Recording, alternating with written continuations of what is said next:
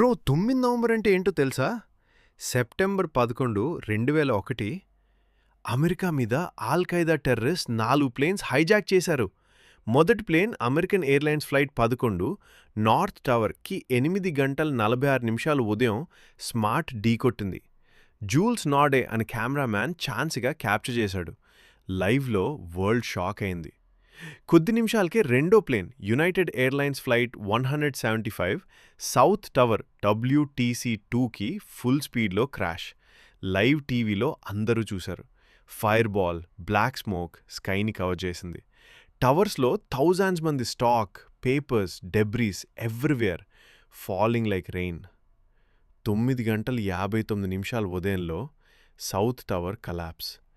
భయంకరమైన rumble sound, dust cloud మ్యాన్హాటన్ని ముంచేసింది.